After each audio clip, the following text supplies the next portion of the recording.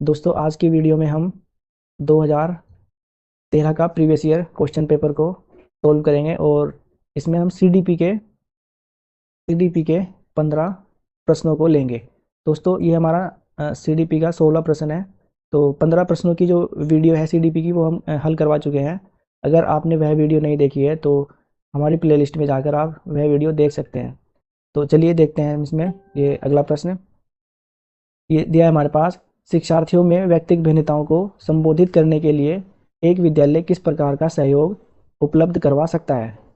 Option है हमारे पास, सभी शिक्षार्थियों के लिए समान स्तर की पाठ्यचर्या का अनुगमन करना, बाल केंद्रित पाठ्यचर्या का पालन करना और शिक्षार्थियों को सीखने के अवसर उपलब्ध करवाना, शिक्षार्थियों में व्यक्तिगत भिन्नताओं को समाप्त करने के लिए हर संभव उपाय करना, धीमी गति से सीखने वाले शिक्षार्थियों के लिए विशेष विद्यालयों में भेजना।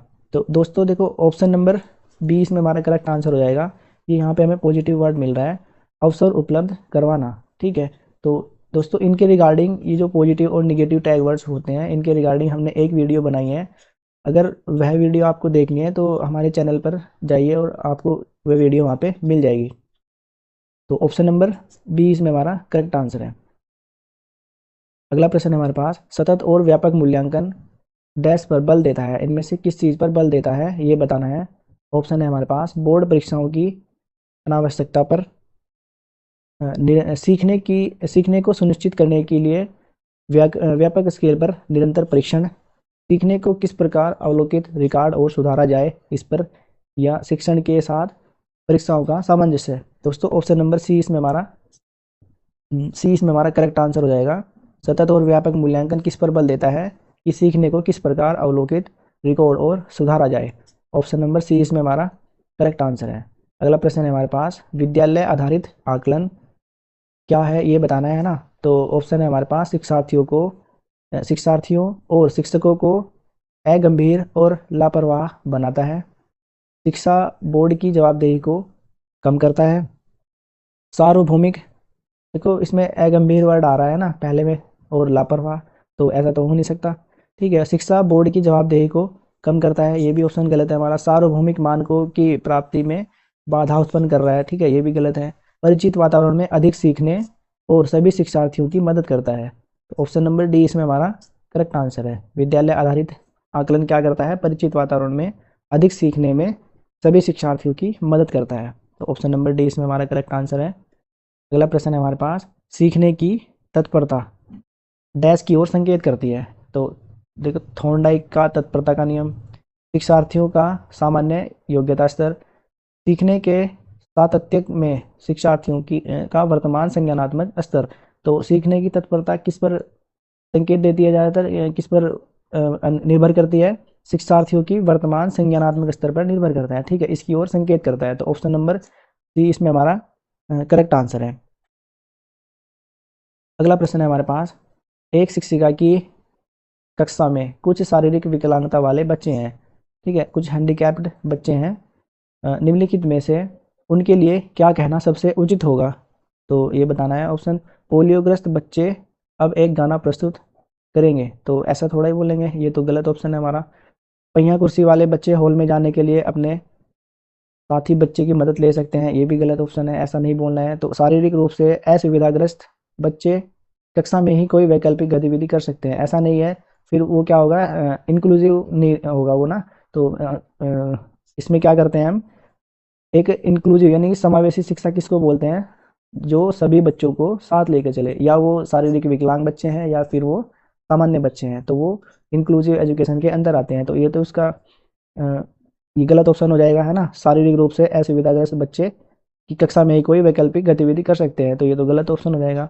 मोहन खेल के मैदान में जाने के लिए आप अपनी बैसाखियों का प्रयोग क्यों नहीं करते, तो ये ऑप्शन नंबर डी इसमें हमारा करेक्ट आंसर है। तो ऐसा कहना बिल्कुल उचित होगा, ऐसा हम कह सकते हैं जो शारीरिक रूप से विकलांग बालक हैं। तो दोस्तों ऑप्शन नंबर डी इसमें हमारा करेक्ट आंसर है। अगला प्रश्न है हमारे पास कि डैश के अतिरिक्त निम्नलिखित सभी कारण अधिगम अक्षमता उत्पन्न हो सकती है, ठीक है किसके अतिरिक्त, इनमें से बताना है कि किसके अतिरिक्त। ठीक है, इनमें से सांस्कृतिक कारक, सेरेब्रल डिस्फंक्शन, संवेगात्मक विघ्न या व्यवहारात्मक विघ्न।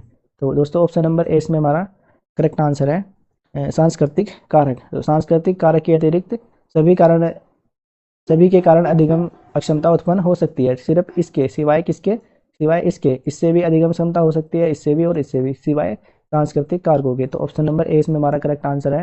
अगला प्रश्न है हमारे पास, एक समावेशी विद्यालय, देखो ये समावेशी वाला क्वेश्चन आया हमारे पास। समावेशी का मतलब है सभी बच्चों को एक साथ लेकर चलना, समान शिक्षा, सभी के लिए समान शिक्षा, इस चीज़ से आप इसको याद रखना है, समावेशी का सभी के लिए समान शिक्षा। तो ऑप्शन है हमारे पास, शिक्षार्थियों की नियोग्यता के अनुसार उनकी सीखने की आवश्यकताओं को निर्धारित करता है, ये नियोग्यता दे रखा है, इसलिए तो गलत ऑप्शन है। शिक्षार्थियों की क्षमताओं की परवाह किए बिना सभी के अधिगम परिणामों को सुधारने के लिए प्रतिबद्ध होता है। तो ऑप्शन नंबर 20 में हमारा करेक्ट आंसर है। एक समावेशी विद्यालय कैसा होता है, शिक्षार्थी की क्षमताओं की परवाह किए बिना, कि उनकी कैपेसिटी, उनकी परवाह, मतलब कि क्या क्षमताएं हैं उनके अंदर, इनकी परवाह किए बिना अधिगम परिणामों को सुधारने के लिए प्रतिबद्ध होता है। ऑप्शन नंबर 20 में हमारा करेक्ट आंसर हो जाएगा।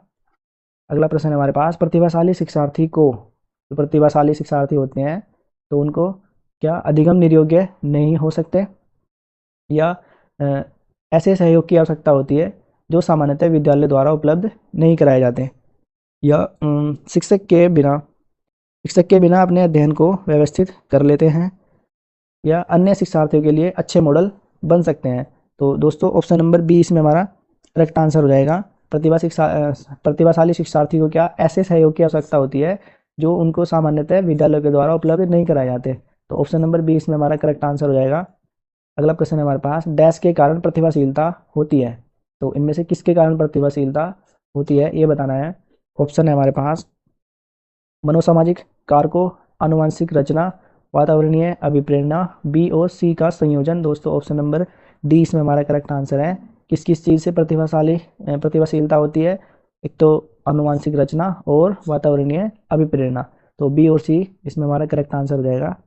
अगला प्रश्न है हमारे पास, बच्चों में सीखने और सुनने के लिए अधिगम योग्य वातावरण के लिए निम्नलिखित में से कौन उपयुक्त है, तो ये बताना है। ऑप्शन है हमारे पास, शिक्षार्थियों को कुछ यह छूट देना कि क्या सीखना है और कैसे सीखना है, एक लंबे समय के लिए निष्क्रिय रूप से सुनना, निरंतर गृह कार्य देते रहना, सीखने वाले द्वारा व्यक्तिगत कार्य करना। तो दोस्तों ऑप्शन नंबर ए इसमें हमारा करेक्ट आंसर है। शिक्षार्थियों को कुछ यह छूट देना कि क्या सीखना है और कैसे सीखना है। तो ऑप्शन नंबर ए इसमें हमारा करेक्ट आंसर हो जाएगा। अगला प्रश्न है हमारे पास, गतिक कौशलों में अधिगम निर्योग्यता, देखो निर्योग्यता है, इसका ध्यान रखना है। गतिक कौशलों में अधिगम निर्योग्यता क्या कहलाती है ये बताना है हमें। डिस्फेजिया, डिस्प्रेक्सिया, या डिसकैलकुलिया, या फिर डिसलेक्सिया। तो दोस्तों ऑप्शन नंबर 20 में हमारा करेक्ट आंसर हो जाएगा डिस्प्रेक्सिया, ठीक है, अधिगम निर्योग्यता। अगर कोई बच्चा अधिगम करने में निर्योग्य है तो उसको क्या कहते हैं, डिस्प्रेक्सिया। तो ऑप्शन नंबर 20 में हमारा करेक्ट आंसर हो जाएगा। अगला प्रश्न है हमारे पास, अधिगम निर्योग्यता। तो अधिगम निर्योग्यता क्या है, इनमें से बताना है। समुचित निवेश के साथ सुधार योग्य नहीं होती, एक एक स्थिर अवस्था है, एक चर अवस्था है, जरूरी नहीं कि कार्य पद्धति की हानि करे। दोस्तों ऑप्शन नंबर सी इसमें हमारा करेक्ट आंसर हो जाएगा। अधिगम निर्योग्यता क्या है, एक चर अवस्था है। ऑप्शन नंबर सी इसमें हमारा करेक्ट आंसर है। अगला प्रश्न है हमारे पास, डैश के अतिरिक्त निम्नलिखित समस्या समाधान की प्रक्रिया के चरण हैं, तो इनमें से किसके अतिरिक्त कौन कौन से चरण है वो बताना है। डैश के अतिरिक्त, इनमें से एक के अतिरिक्त, ठीक है। तो ऑप्शन है हमारे पास, परिणामों की आशा करना, समस्या की पहचान, समस्या को छोटे हिस्सों में बांटना, संभावित युक्तियों को खोजना। ऑप्शन नंबर ए दोस्तों इसमें हमारा करेक्ट आंसर हो जाएगा, परिणामों की आशा करना। अगला प्रश्न है हमारे पास, एक शिक्षक को क्या करना चाहिए। ऑप्शन ये दे रखे हैं, इनमें से बताना है कि व्याख्यान पर अधिक ध्यान देना चाहिए और ज्ञान के लिए आधार उपलब्ध कराना चाहिए, शिक्षार्थियों द्वारा दी गई त्रुटियों को एक भयंकर भूल के रूप में लेना चाहिए और प्रत्येक त्रुटि के लिए गंभीर टिप्पणी देना चाहिए, शिक्षार्थी कितनी बार गलती करने से बचता है इसे सफलता के माप के रूप में लेनी चाहिए, जब शिक्षार्थी विचारों को संप्रेषित करने की कोशिश कर रहे हैं तो उन्हें ठीक नहीं करना चाहिए। तो दोस्तों ऑप्शन नंबर डी इसमें हमारा करेक्ट आंसर हो जाएगा, जब शिक्षार्थी विचारों को संप्रेषित करने की कोशिश कर रहे हैं तो उन्हें ठीक नहीं करना चाहिए, ठीक है। तो ऑप्शन नंबर डी इसमें हमारा करेक्ट आंसर हो जाएगा। अगला प्रश्न है हमारे पास, सीमा परीक्षा में A+ ग्रेड प्राप्त करने के लिए अति इच्छुक है। जब वह परीक्षा भवन में दाखिल होती है तथा परीक्षा प्रारंभ होती है, वह अत्यधिक नर्वस हो जाती है। उसके पाँव ठंडे पड़ जाते हैं, उसके हृदय की धड़कन बहुत तेज़ हो जाती है, वह उचित तरीके से उत्तर नहीं दे पाती। तो इसका मुख्य कारण हो सकता है, तो ये बताना है कि इसका मुख्य कारण क्या हो सकता है। ऑप्शन है हमारे पास, शायद वह अकस्मात संवेगात्मक आवेग का सामना नहीं कर सकती। तो यही ऑप्शन नंबर करेक्ट हो जाएगा हमारा। ऑप्शन नंबर ए इसमें हमारा करेक्ट आंसर हो जाएगा। क्या वह नर्वस हो जाती है, ठीक है, पाँव ठंडे पड़ जाते हैं, धड़कन तेज बढ़ जाती है जैसे ही एग्जाम हॉल में वो एंटर करती है।